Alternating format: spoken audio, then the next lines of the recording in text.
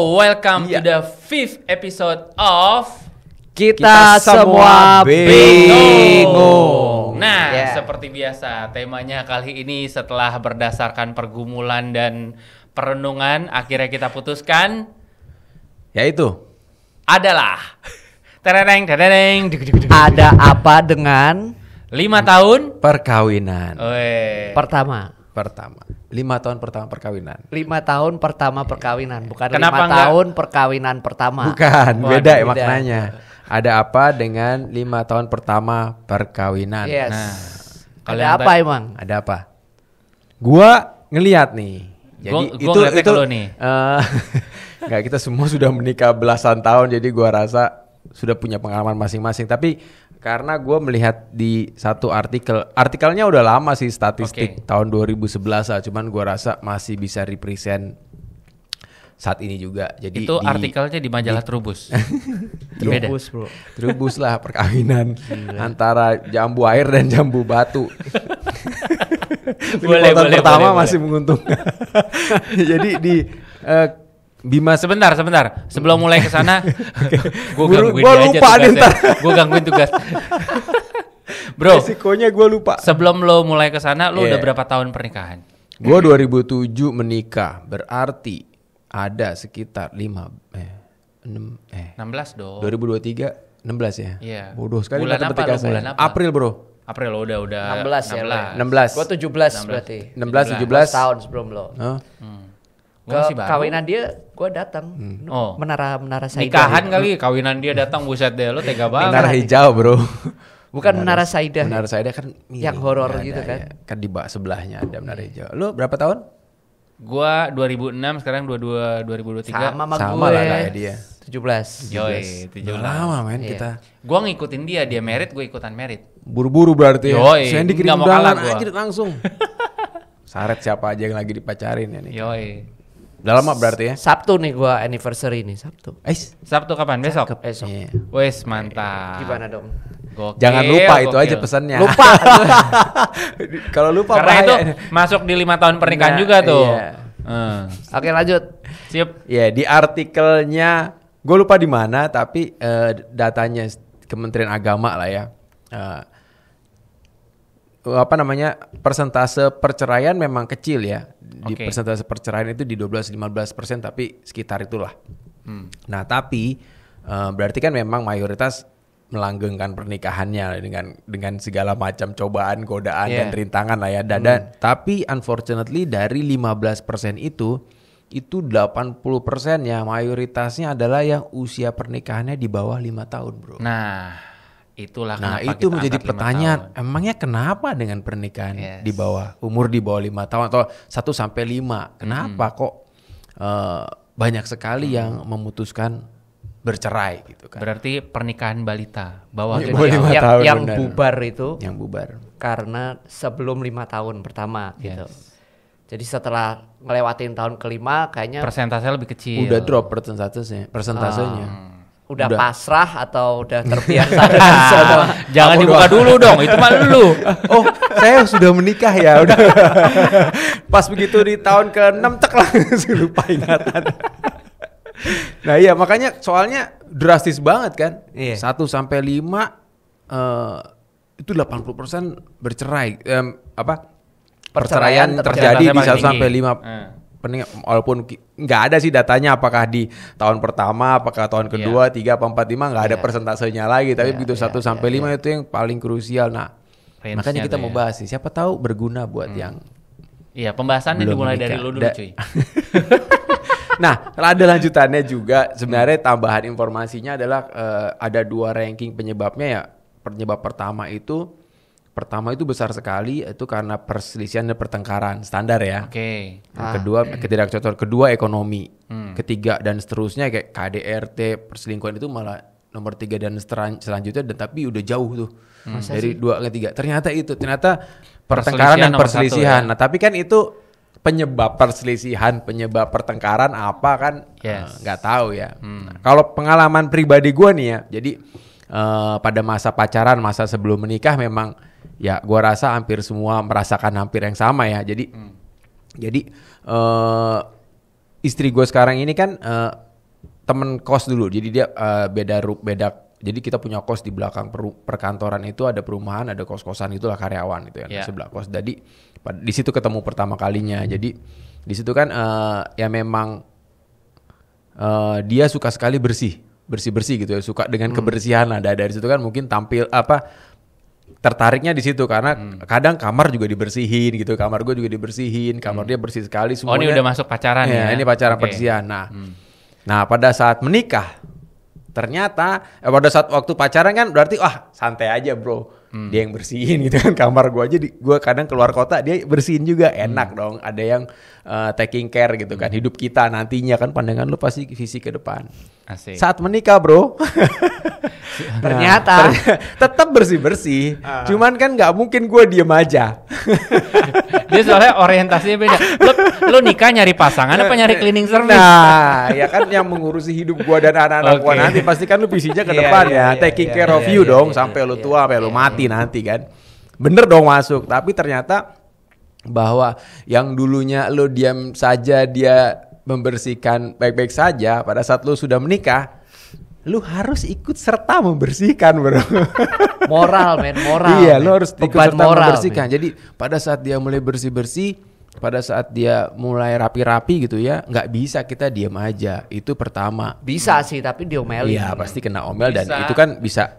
Kalau 1 kali 2 kali mungkin marah biasa, tapi kalau continuity setiap hari 1 tahun sampai 5 tahun ya mungkin berantemnya udah hebat sekali. Dan kedua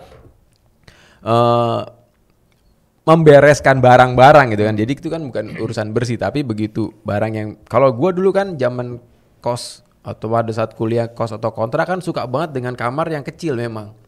Karena apa? Karena compact, semuanya dalam jangkauan. Komputer di sana, meja tempat makan di sana, ambil apa-apa. Jadi memang terlihat berantakan, tapi kalau kita ngeliat filosofinya itu semuanya gampang dicapai dan segera dapat, praktis. Itu jurus ngelesnya aja kayaknya itu. Padahal harga kos juga. Iya, padahal karena nggak punya uang. Nah, ternyata pada saat di rumah ya nggak mungkin kan taruh ini sembarangan, taruh buku sembarangan, taruh tas sembarangan, taruh baju sembarangan, taruh macam-macam, tempat makan setelah makan sembarangan harus ikut nyuci, bersih-bersih juga segala macam. Nah, itu kan konflik-konflik yang sederhana. Cuman kan memang di situ udah mulai jadi pertikaian tuh kayak gitu tuh. Terlepas memang ada masalah lainnya ya nanti mungkin kita bisa sharing bersama-sama. Itu sebenarnya. Jadi mulai kalau di gua dengan istri gua problem pertama di situ. Oh mulai Gitu. kelihatan ya ternyata aslinya udah kelihatan nih. Setelah itu berlangsung berapa lama tuh penyesuaiannya? Oh itu sampai sekarang saudara-saudara. Cuma lo udah terbiasa Iya, karena kali ya. kemalasan gua tidak menjadi baik itu, tidak berkurang, bertambah iya. Bagus. Tapi karena pertahankan. Karena udah lewat masanya, udah tahu lah. Tapi kan memang perselisihan itu masih tetap terjadi. Cuman mungkin karena sudah terbiasa, jadi tahu kita trik-triknya, bahwa bukan trik lah ya, tahu bahwa ini begini walaupun kadang sering lupa juga gitu. Itu permasalahan pertama gue dalam berumah tangga.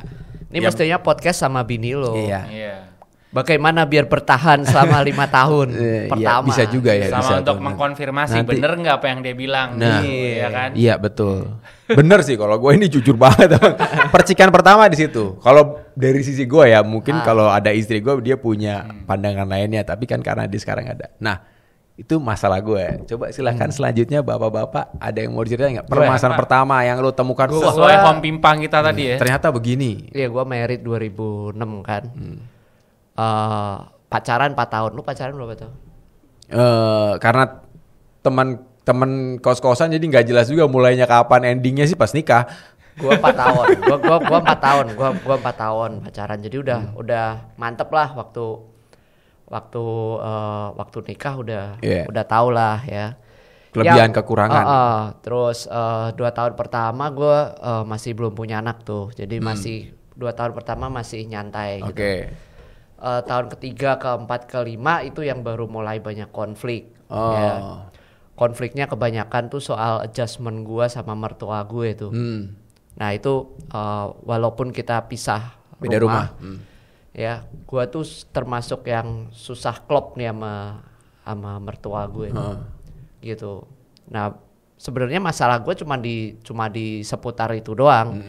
Di bagian lain tuh nggak masalah. Gitu. Ringan lah ya, maksudnya enteng. Nah nggak cocoknya apa ya, macem-macem lah soal ngatur rumah lah. Gue kan merasa itu kekuasaan gue gitu kan. Rumah juga rumah gua gitu kan. Tapi yang namanya orang tua kan kadang pengen ikut campur. Nah, terus masalah anak, menurut anak juga anak gue, tapi menurut dia kan cucu dia juga betul, gitu kan. Bro. Ya kayak gitulah. Tapi awalnya direstui normal-normal saja sebenarnya. Awalnya sih normal-normal aja. Oh, berarti timbul setelah pernikahan berarti dengan mertua. Iya. Pas pacaran aman, direstui segala macam. Konfliknya tuh belum kelihatan. Standar lah ya. Karena kan mungkin belum apa namanya benar-benar masih kepisah kan. Cuman begitu sudah ada anak kan mulai campur-campur nih ya kan. Sering berkunjung juga atau lo sering kesana, sering bersinggungan ya. Sebenarnya gue juga sering nitip juga. Nah gitu itu kan. dia. Karena iya makanya begitu lo udah sering ketemu bersinggungan, potensi konfliknya ya masih makin terjadi. Ya banget. Oke. Kecil-kecil kayak begitu, tapi pada dasarnya sih tema besarnya sih hubungan gue sih sama kecocokan gue sama mertua gue gitu. Karena bininya nggak mungkin marahin siapa itu berarti mertuanya lo yang di situ. Iya, nyokap bini gue kan. Oh, oke. Yeah. Karena kan apa namanya dia nggak mungkin ngomelin mertuanya juga, ya kan?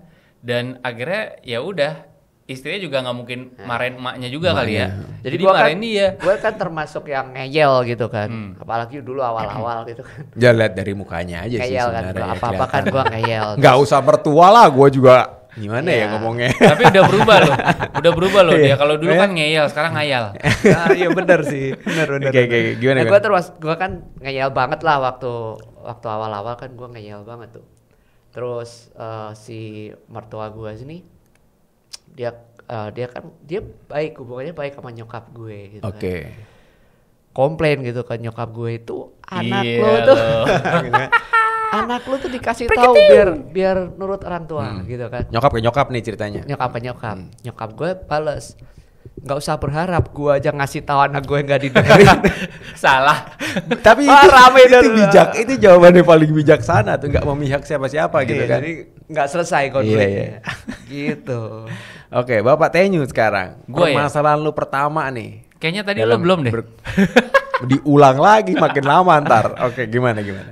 Gue sih kalau awal-awal pernikahan menurut gue nggak terlalu banyak masalah ya. Karena waktu itu kan gue ngontrak di Jogja. Jadi 1 sampai tahun kedua itu masih di Jogja. Nah, mulai tahun ketiga sama tuh gue pindah ke Jakarta, tinggal di rumah orang tua gue. Nah case-nya sama lah kayak Koko Sandy tadi. Jadi intinya kalau orang-orang bilang tuh nggak mungkin ada 2 nahkoda di dalam satu kapal, ya kan? Jadi pasti ya entah itu kita ngerempongin orang tua atau orang tua ngerempongin kita, tapi ujung-ujungnya ya mungkin niatnya baik, cuman penyampaiannya yang penerimanya kurang baik. Penyampaiannya gitu. Apa penerimaannya? Kasus lu sama penyampaian dan penerimaan, gitu. Karena kan bahasanya orang tua ke anak ya udah kayak bahasa orang tua ke anak dulu gitu. Orang tua gua ke gua udah biasa. Tapi mungkin istri gua nerimanya itu nggak biasa, gitu. Atau sebaliknya bahasanya gua ke orang tua gua biasa, tapi bahasa bini gua ke orang tua gua penerimanya nggak biasa, gitu. Nah pokoknya balik lagi ke tahun-tahun awal pernikahan gue menurut gue sih nggak ada masalah karena bini gue juga dengan boleh dibilang ekonomi yang salary Jogja bro, standar lah ya, walaupun biaya hidupnya juga nggak terlalu tinggi, tapi itu masih bisa inilah secara ekonomi walaupun kecil kita masih bisa sama-sama menikmati gitu. Tapi pas mulai masuk permasalahannya begitu masuk di tinggal bersama orang tua yang kayak tadi, akhirnya kita bukan kita sih, awalnya dari bini gue dulu. Bini gue memutuskan untuk harus pindah nih. Nah, itu rumahnya siapa? Rumah orang tua gue di. Oh, rumah orang tua. Gua. Ada orang tua lo di situ. Ada orang tua yang gua. tersiksa dong berarti. Jadi gue sih berpikirnya ya udahlah, karena pada saat itu dengan pertimbangan logika gue dengan income yang dengan semua salary dan income yang gue terima, buat kita move ke kontrakan di Jakarta kayaknya susah nih gitu. buat biaya kontrakannya susah, habis itu nanti buat makannya juga pasti ada hitung-hitungannya, ya kan, berapa segala macam. Sementara dengan salary yang pokoknya dengan semua income yang gue terima, gue udah ngitung-ngitung nih, oh nih kalau buat kontrakan segini, oh buat makan segini, udah surplusnya udah minusnya udah banyak nih. Jadi gue nggak berani menerima itu sebagai keputusan bersama, tapi bini gue yang akhirnya punya inisiatif tuh, jebret, emang dia lebih straight sih. Kalau gue lebih ya udah tenang aja dulu kayak gitu. Akhirnya dia nyari tempat, dapat kita kontrakan di Palmerah itu, terus ya udah jalan dari situ. Dan emang sih permasalahan yang di sini udah udah lewat lah, udah teratasi. Terus permasalahan barunya ke tetangga, bukan ke istri gua, karena kan kita beradaptasi dengan tetangga. Abis itu mungkin tetangga juga ngeliat atau kasih komen, oh kayak begini. Nah itu yang bini gua juga mungkin dapat insight, oh kayaknya kamu lebih cocok begini deh, Pak. Sementara kalau menurut gua enggak, cocokan kayak begini gitu. Maksudnya gimana nih? Gua bingung. Jadi tetangga lo ngapain? Jadi misalnya gini nih, kan waktu itu gua pakai pakai motor yang motor lama tuh. Lo tau kan? Bebek yang merah itu loh, yang tahun 60 atau tahun 70 ya, gue lupa. Super Cup. Model-model Super Cup, kayak begitulah. Terus ada tuh anaknya tetangga gua, yang tetangga kontrakan itu yang, motornya jelek banget ya, pokoknya gitu-gitu deh, anak kecil. Nah terus bini gua, towel aja. Kok begitu sih? Begitu begitu gua masuk, Pak, itu tadi tuh anak tetangga bilang kayak begini. Hah? Masa sih sampai segitunya? Gue bilang, kok dia ngerti sih? Udahlah cuekin aja. Enggak lah kamu, ya udahlah, mulai dari situ ya harus lebih better lah apa segala macam gitu. Jadi ada pressure ke gua kayak gitu-gitu. Istri lu kasih lu pressure ke sana karena ada masukan dari tetangga. Betul. Itu anaknya, mama juga begitu ke dia. Iya, jadi ya gua nggak tahu ya, mungkin kalau omongan tetangga itu kan ada yang bisa kita terima, ada yang nggak bisa kita terima. Nah itu nggak bisa diterima sama bini gua. Terus pressure-nya ke gua, artinya ya udah lu harus ganti yang lebih bagus dong. Kalau harus ganti yang lebih bagus, otomatis harus lebih dari ini dong secara ekonomi apa segala macam. Nah situlah. Kalau gua kan mikirnya udah lama, tenang aja, pokoknya selama gua melakukan itu dengan baik, dengan benar, gua akan pasti mendapatkan yang lebih baik. Tapi emang waktunya, sabar aja gitu. Berarti itu tadi mungkin kalau dilanjut, misalnya istri menuntut perbaikan ekonomi lah ya, terlepas mau beli mobil, motor, ganti segala macam, itu kan masuk tadi yang nomor 2 penyebab utama itu bisa jadi kan. Si suami ngerasa ke pressure, ya selama ini juga pergi ke kantor, pulang dari kantor cari duit juga udah sekuat tenaga gitu kan ya. Tapi memang belum saatnya dapat yang lebih banyak gitu. Nah, itu termasuk kendalanya. Betul. Nah, tapi tadi kan gue bilang kalau gue kan ketahui bahwa sebelum menikah istri gue begini, setelah menikah ternyata begini gitu. Sifatnya mungkin sama, cuman standarnya berbeda. Nah, kan berarti lo tadi dulu waktu masih pacaran mungkin ya mau ngemper makan di pinggir jalan juga nggak masalah gitu. Pada saat sudah menikah ada standar ekonomi sendiri gitu yang harus dicapai kan dalam pernikahan, dalam kehidupan pernikahan, begitu. Betul. Kan.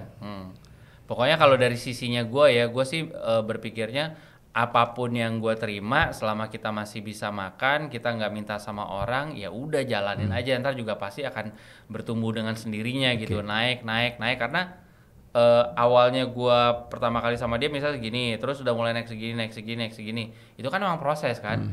Toh pada waktunya secara posisi pekerjaan juga gue naik gitu, salary juga naik. Cuman emang pada saat itu kan istilahnya linear ya, garis lurus lah.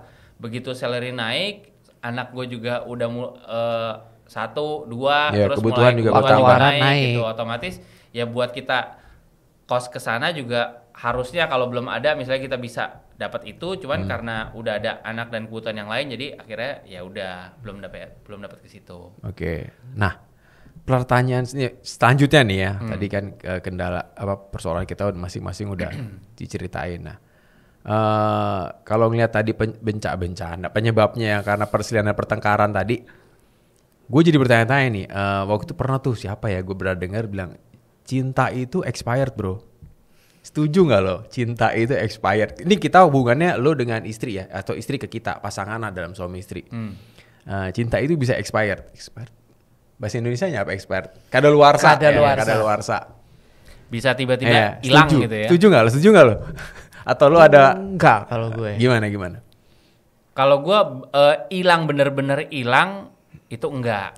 Tapi berkurang bisa.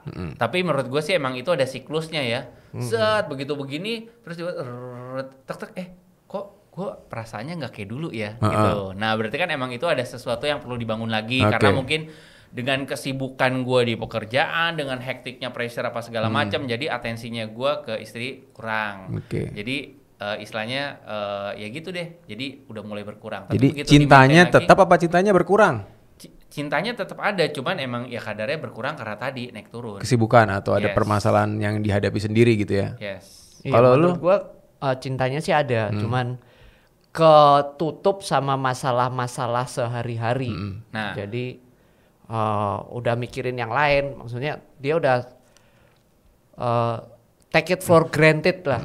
Jadi lu udah pasti lu suami gue, lu istri gue itu udah fix final ya kan. Kita udah nggak usah masalahin itu, sekarang kita masalahin yang lain. Ya, yang lebih realistis. Nah masalah-masalah yang sehari-hari ini yang bikin kadang kesel, kadang enggak. Tapi kalau itu semua dihilangin, ya keluar lagi. Ya. Gitu. Tapi gue ya sama setuju. Cuman menurut gue sih apa namanya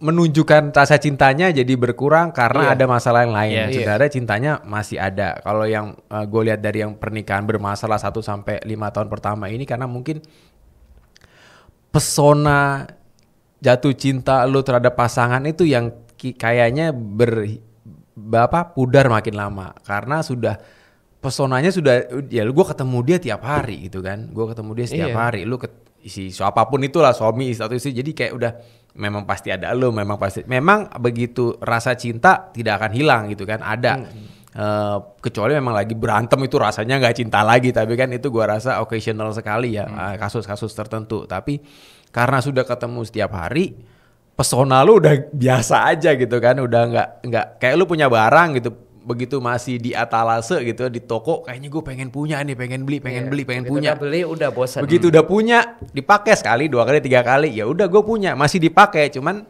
tapi lu nggak mau kasih barang itu ke orang lain, nggak mau jual barang, nggak mau buang gitu kan, lu masih suka itu barang, cuman ya udah nggak dipakai sesering waktu lu masih punya baru gitu kan, jadi lu tetap suka dengan barang itu, ya kalau dengan setiap pasangan ada tetap new cinta. Collection pasti lu atensi ke situ. Nah kalau tadi kan istilahnya anggaplah ini ya satu atensi ke sini, tapi menurut gua bisa berkurangnya karena ada new collection lagi yang lain. Itu selingkuhan, men. Nah bukan, apa tuh? ada anak. Oh iya, nah, bisa juga. Jadi begitu awalnya kan perhatiin, wah kalau pulang ya udah ke sini. Jadi mungkin rasa cinta nggak hilang kan, gue garis bawahi dulu nih, cintanya nggak hilang, cuman mungkin perhatian lo yang akan berkurang atau terbagi. Karena masalah atau ada anak yang harus diurusin gitu kan, atau ada pekerjaan segala macam. Tapi cintanya sih gue rasa nggak akan hilang gitu ya. Kasus-kasus tadi perselingkuhan, kasus kayak ada permasalahan kayak perselisihan pertengkaran sih gue rasa itu sebenarnya ya siklus naik turunnya dalam dunia hidup pernikahan ya. Gue rasa harusnya sih lebih, kecuali memang ada kasus-kasus yang tertentu yang memang kekerasan dalam rumah tangga gitu, atau jelas-jelas dia beda lagi. Ya perselingkuhan akhirnya pergi meninggalkan si pasangan tersebut, ya itu sih memang udah ada decision dari satu pihak gitu. Itu pun gue rasa pihak yang ditinggalkan pun gue yakin sih nggak akan juga hilang seperti yang meninggalkan gitu kan, seperti itu. Gue rasa sih masalahnya kalau sebenarnya berapa lama lo pacaran itu ngaruh banget. Jadi semakin lo spend waktu lama buat pacaran, itu lo semakin tahu kan bakal calon suami atau istri lo kayak apa gitu loh. Jadi begitu lo menikah lo udah nggak kaget lagi. Nah kadang kan ada yang love struck kan, jadi begitu baru pacaran 6 bulan 5 bulan udah langsung berasa enak terus langsung menikah gitu kan. Iya. Itu tuh lu belum tahu semuanya tentang pasangan lu gitu. Dan si masing-masing ini masih menyembunyikan. Iya, nah itu yang baru keluar Yang setelah jelek-jelek. terlanjur menikah. Nah itu jadi problem tuh kayak gitu. Memang kalau si pacaran ini, si pasangan yang sedang berpacaran dan merencanakan pernikahan ya memang harusnya ya udah open aja ya, ini karena kita mau menikah target let's say 2 tahun 3 tahun lagi gitu kan. Ya udah simulasi aja dalam arti perilaku, tingkah laku, cara dia menyikapi sesuatu ya di-explore se-explore-explore-nya gitu ya. Jangan cuman di surface-nya aja, jangan cuman luarnya aja. Kalau menurut gua, saran buat yang sedang berpacaran ya. Kalau saran gue sih udah strict, udah lu pacaran dulu 5 tahun baru ketahuan lu. Automatically akan kelihatan ya seperti apa sifatnya. Iya, mengurangi resiko Tapi perceraian. balik lagi bro, jadi kalau menurut gua gini, nggak menjamin lo pacaran sebentar, lo pacaran lama, lo bakalan bisa bertahan. Betul. Karena kalau gue ya, gue mungkin termasuk orang yang apa namanya Cepet lo ya. Lo cepet, berapa hari lo pacaran lo? jam, itu kan jam. Langsung nikah. Kesandungnya ke KUA ya langsung dinikahkan. Mau kemana kita mau nonton? Enggak, KUA. Kalau langsung belok kebetulan ada yang penghulu langsung dinikahkan. Tapi gini bro, kalau menurut gue sih itu nggak apa namanya lama lo pacaran. Sebenarnya sama sebentar bukan itu jaminan. Bukan jaminan. Karena balik lagi kalau menurut gue sebelum pacaran agak lama sampai udah Bubar udah juga ngomongin gitu. pernikahan bubar juga. Iya sih. Balik lagi menurut gue semuanya itu balik lagi ke jodoh. Jadi dari situ itu yang menguatkan gue pada saat gue meyakinkan istri gue pada saat kita ada ini ya kendala apa segala macam, gue selalu punya faith itu. Udah lama nggak usah diapa-apain. Sama kayak yang tadi lu bilang take it for granted, emang lu tuh udah jodohnya gue udah jodohnya lu. Jadi mau sampai kapanpun kita begini-begini juga tetap emang udah klopnya di situ. Gitu. Mau Jadi, seribut-ributnya gimana pun kayak ya. gimana emang udah jodohnya di situ. Karena itu yang gue believe kenapa gue bisa sampai ketemu sama istri gue dengan semua proses yang udah pernah gue laluin.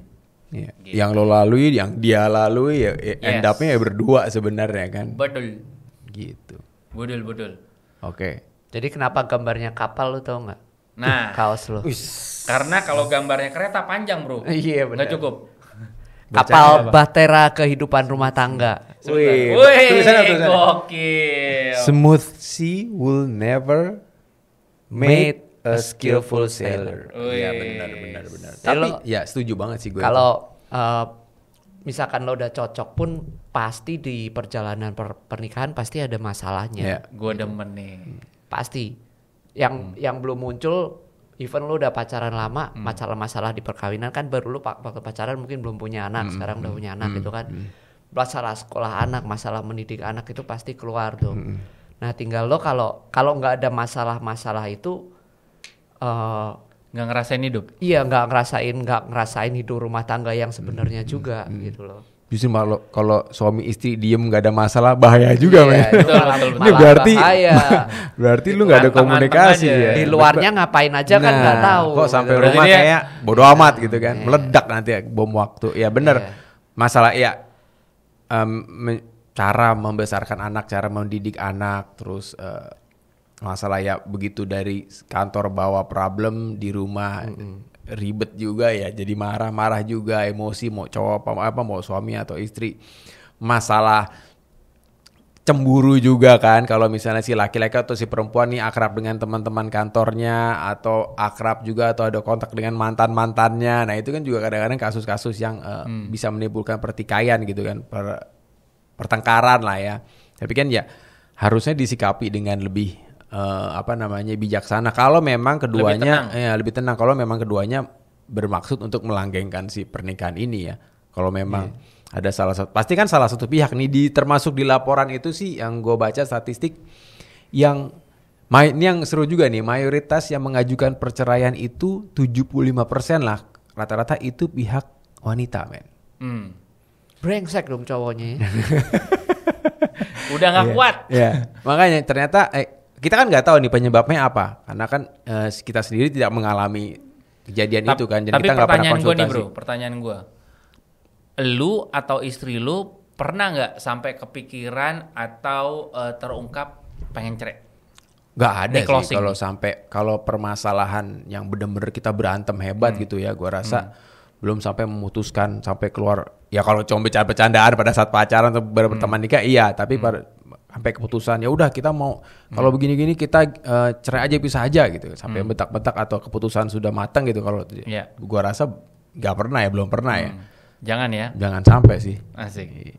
Tapi kan itu di kita gitu ya yang memang sekarang pernikahan baik-baik saja. Kita kan ngomong pernikahan luas sekali gitu. Maksudnya orang-orang yang tertekan bisa juga dalam sisi ekonomi lah atau enggak KDRT kan bisa pressure-nya tinggi sekali. Yang gue curiga kenapa kok yang banyak mengajukan tuh istrinya. Gitu. Nah itu kan yang gue nggak tahu juga, nggak disebutkan soalnya. Berarti ada kasus apa? Si yang mengajukan ya kalau yang gue pikirin berarti yang merasa dirugikan adalah si wanita. Iya kan.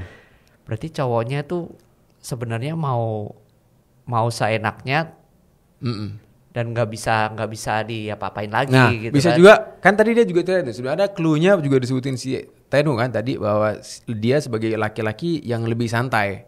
Iya. Yang lebih mikir ya udah antar aja kita pokoknya fokus dulu kerja sama-sama berusaha ini kita pokoknya berusaha gimana supaya semakin baik dari sisi ekonomi maupun dari sisi apapun itu ya. Nah, mungkin bisa juga kan dari sisi wanita mungkin ini cowok, ini suami gue kok gak kelihatan nih gak begini nih. Terus lu kok kelihatan tenang banget. Gue padahal udah ribet banget nih mikirin keluarga begini nanti gimana. Tapi lu kok kayak santai banget pulang pergi ngerokok, ketemu teman-teman masih bergaul, masih hangout. Soalnya gitu istri-istri nggak tahu ribetnya kita di kantor. Di jadi bisa jadi gimana, itu kan. Jadi cara mereka berpikir dengan cara si suaminya berpikir kan bisa berbeda gitu kan. Betul. Jadi bisa jadi pikir gua gak ada harapan lah sama si laki-laki ini. Bisa jadi seperti itu. Bisa jadi emang si cowok brengsek banget gitu kan. Kurang ajar atau KDRT. Tapi KDRT pun di bawah itu memang pertengkaran perselisihan. Lo kalau yang kedua ekonomi kan. Berarti lo gak siap ini dong. Kalau sampai cerai lo gak siap siap miskin dong. Gak siap miskin berarti kenyataannya begitu. Atau ya berarti lo pada saat menikah dan kaya. Berharap. Iya. Bukan kaya, mungkin berharap si suami ini menghidupi. Ya paling nggak bertanggung jawab lah. Gitu. Kalau gua rasa sih begitu dua-duanya bekerja ya, kan sama-sama tahu betapa sulitnya mencari uang gitu kan, betapa sulitnya mencari nafkah gitu kan, dan bisa dapat promosi, bisa tidak dapat promosi gitu ya.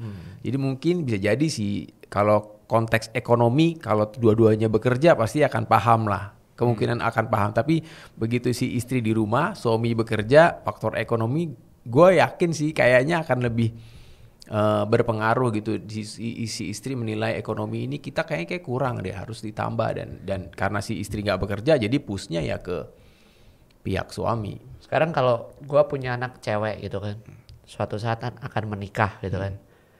Misalnya dia mau menikah nih, terus calon suaminya gue tanya dulu kan. Gua ini dong fit and proper test dulu dong. Ya. Asik. Ya kan? Gue tanyain, lo bisa nggak menghidupi anak gue selama 5 tahun? Gue lihat lo stabil atau enggak, gitu boleh nggak sih? Ya, terserah lu sih. Ya, dulu lu ditanya gitu nggak? Agak ya sih. Udah kenapa harus? Nggak, maksud gue gini. Kalau misalnya tadi challenge-nya tersebut itu ya, justru gue malah menilai dari sisi anak gue nih. Anak gue juga cewek gitu kan. Ini anak gue cewek bisa nggak sih dia juga support si suaminya nanti dalam menghidupi keluarganya? Asik. Bisa nggak sih dia support dirinya sendiri dulu lah? Kalau ngomong ekonomi ya udah pasti ekonomi. Lantar mereka berdua malah kumpul kebo dong sebelum menikah. Maksudnya pada saat sudah menikah. Ini kan kita ngomong sebelum lu menikah. Sebelum lu menikah, lu bisa nggak mencukupi kehidupan diri lu sendiri? Kalau misalnya sudah menikah pun bisa nggak support si suami untuk sama-sama membangun kesejahteraan dalam sebuah keluarga. Jadi bukan si suami yang ditanyain atau kebalikannya, bukan si istri yang ditanyain misalnya dari pihak si ibunya atau pihak si suaminya, bisa nggak kamu nanti menafkahi anak saya begini-begini? Belum tentu jawabnya gitu, gimana? Ya, gua rasa sih itu nggak akan gua tanyakan. Karena gua akan menanyakannya. Karena gua akan menilai dari anak gua gitu kan. Dan lu bisa kelihatan lah anak lu kan pacaran pasti ya kadang pasti dibawa ke rumah juga kan si calon suaminya atau pacarnya nanti. Justru waktu dia bawa lu nanya emang akan dia gua jawab interogasi abis-abisan. Dia emang bakal jawab dengan jujur, bisa om. Yakin. Udah gitu selesai kan? Ya udah lo store dulu. Bayar di muka. Iya, bener. Jaminannya mobil senilai sekian gitu kan. Nanti kamu bisa ambil sebulan, setahun. Bisa pun juga dia minta sama orang tuanya, bro. Sama juga ya. Iya. Nggak tahu ya kalau anak-anak sekarang ya. Tapi anak-anak sekarang sih kayaknya lebih banyak berusahanya terus nggak kelihatan. Kalau kita kan ngeliatnya ya modelannya kita ya orang kerja di kantor, wah lo kelihatan dengan posisinya lo segala macam, dari situ ketahuan berapa yang penghasilannya lo. Tapi anak-anak sekarang tuh kelihatannya tung tang tung tapi duitnya ada gitu. Dari mana? Dari bokapnya. Enggak ada juga yang bukan dari bokapnya. Ya bisa sih dari usaha sendiri. Usaha jualan di marketplace. Ya udah banyak yang tidak terlihat ya, betul. sudah banyak cara cari uang yang tidak perlu berangkat pagi pulang Cuman malam. lo mesti tahu kalau dia main slot gimana. Nah, Ya kan yang penting dapat uang. Gila. Enggak juga ya. Main Serem slot emang juga. benar-benar dapat uang. Gua rasa screeningnya keluarga orang tua pada umumnya akan sama lah. Gimana sih si calon istri atau calon anak, calon istri atau calon suami anaknya itu gimana sih bibit bobot bebetnya dengan kalau orang Jawa bilang begitu ya pasti ada screening. Dan kalau gue sendiri gue nggak akan ngeblok si cowok tersebut ya, mungkin kita akan ngomong ke anak kita lah, udah bukan zamannya juga nggak boleh kamu menikah sama dia gitu, atau kamu jangan main-main ke rumah saya lagi, kan susah juga begitu. Itu dia. ya kalau gue sih ya balik lagi, kalau emang jodoh ya pasti udah jodohnya. Iya, dia percaya takdir sekali emang, benarnya bijaksana. Takdir. Oke, Koko, Yes. ada closing statement? Cila. Tidak ada. Tidak Ya ada. kalau gue sih gitu, buat yang belum menikah lo cobain Cari dulu, tahu. dipanjang-panjangin dulu lah ya. Jadi lo tahu benar pasangan. Iya, kalau perlu mensimulasikan permasalahan gitu, jadi bikin skenario Iya. tapi nggak usah bilang-bilang pasangan gitu ya. Misalnya lu cewek atau lu cowok gitu, lu bikin skenario simulasi gimana misalnya kasus gini terjadi di keluarga, misalnya pertikaian, pertengkaran atau ekonomi lah misalnya. Yes. Seperti apa dibuat Itu simulasi. case yang paling sering terjadi dan penyebab utama kan. ya. Kalau Jadi paling nggak KDR udah- ya KDRT sih udah kelihatan lah, kalau suka Iya. mukul sih ya you know Cuma what to kalau do gue lah. ya, kalau KDRT ya, kalau sampai kasus KDRT gue rasa mendingan sih Cabut. pisah sih. Iya, ya kan tadi makanya kasus KDRT mendingan itu di pernikahan di pacaran sih udah red flag aja, udah nggak usah dilanjutin gitu ya. Tapi kalau ekonomi, perselisihan, pertengkaran itu bisa disimulasikan lah selama pacaran, itu keywordnya begitu. Kalau gue pesannya satu, buat para wanita nih ya, kan konon para wanita tuh lebih banyak berbicara. Kalau para pria tuh lebih banyak mendengar. Jadi kalau misalnya pertama kali wanita ngomong wah panjang lebar, prianya nggak begitu menggubris, ya emang pria itu nggak terlalu multitasking ya nggak sih. Jadi kita dengerin tapi kita akan komen setelahnya, bisa jadi 1 jam 2 jam setelahnya, karena Kalau ingat ya, kalau kan? ingat gitu, kalau nggak ingat ya harap maklum gitu. Iya kayak orang-orang bilang kan, kalau lu nggak perlu lah ngingetin suami lu ganti bohlam lampu setiap seminggu sekali. Iya udah seminggu lu lupa, seminggu depan pasti nanti diganti Karena bola lampu. males. Tapi nggak usah Tinggal diingetin tunggu tiap moodnya minggu. aja. Bikin ribut. Iya memang gitu, emang harus diingetin terus tapi Emang bapak harus. itu. Iya. Nah. Dan suami atau istri saling mendoakan supaya lebih banyak tantangan yang bisa dihadapi, lebih banyak berkat yang bisa diterima. Amin. Amin. Yes. Nah, satu lagi nih sebelum Asik. terakhir nih. Satu lagi dari Gua, Mahora. kalau lu masing-masing nih gue tanya, tapi jangan panjang-panjang ya masing-masing. Apa sih rumus lu kalau ada pertikaian, pertengkaran? Tadi gue ambil dari contoh nomor 1 tadi ya, penyebab utama nih. Kalau lu berantem, bertikai, berselisih gitu kan dengan istri lu, apa yang lo lakukan supaya itu akhirnya terselesaikan? Dari siapa dulu nih? Ya dari ini Gue, arah jarum Koko, jam. silakan Koko Sandy. Gue kalau berantem, gue dari awal ya, pokoknya yang gue pegang nih di otak gue nih, di kesadaran gue, lo nggak boleh meledak dalam waktu yang bersamaan. Maksudnya suami istri? Iya. Oh bersamaan suami istri nggak boleh. Oke, Iya, terus? jadi apapun, pokoknya rumusnya itu, Betul. gitu. Jadi kalau dia marah, ya Berarti udah. lo yang diam. Nggak boleh meledak Meledak dalam juga. waktu yang bersamaan, gitu. Amarah nggak boleh timpalin sama amarah ya. Satu itu kan. Satu. Kedua, jangan bikin keputusan apapun waktu lo emosi.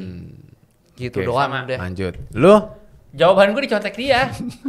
Enggak benar. Jadi apapun itu pada ya kalau namanya kita berhubungan ya sama siapapun, sama keluarga, sama orang tua pun begitu, sama anak ya, sama pasangan udah pasti gitu. Jadi apapun yang lo hadapin pada saat lo emosi atau pasangan lo emosi, salah satu harus ada yang ngalah. Gitu. Dan jangan ngambil keputusan pada saat lo lagi marah banget. Itu pasti yang keluar tuh bukan sesuatu yang bagus ya. Bukan sesuatu yang bagus. Jelek lah itu, dan pasti jelek. Akan lo sesali setelah lo ngeluarin kata-kata itu. Lo sesali pada saat setelah lo mengeluarkan, untuk nariknya lagi ada gengsi, ego. Udah karuan lah itu. Tambah keruh ya, tambah keruh ya.